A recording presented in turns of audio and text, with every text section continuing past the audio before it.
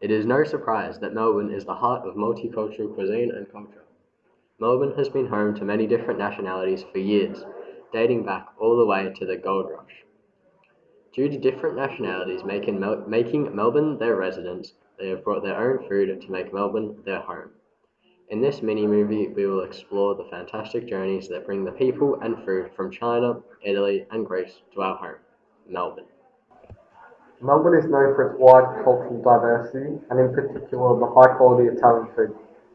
Italian immigration to Australia started in the 1850s, where about 4,000 people came to Australia looking to make a fortune from the gold rush. The Italians made their own shops and created communities. These shops became meeting places and were successful because of the high quality produce. These shops introduced Australia to important unheard of Italian ingredients like zucchini and olive oil. Most of these stores were opened in Carlton, which is famous for Lygon Street. In the 70s, Italian food started to boom. People started to understand they were missing out on a world of new food that hadn't been explored. Once people started trying pizza, pasta, and coffee, they couldn't put it down, and Italian food was everywhere. Without Italian immigration, we wouldn't be the same nation we are today. Italian food has made a big difference in the food we eat, and know we struggle to make a dish without adding olive oil and other ingredients.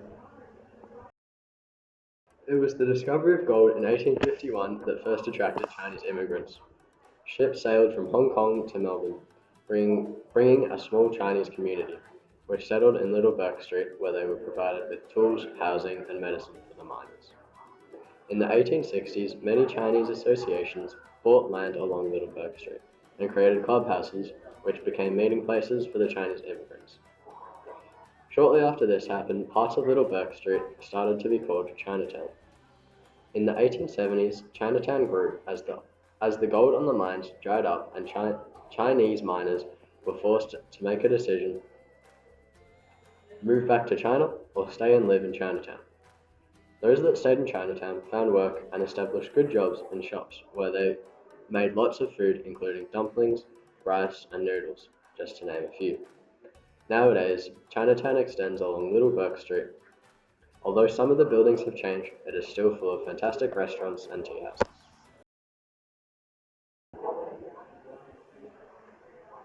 Greek migrants have helped Melbourne grow into Australia's cultural hub.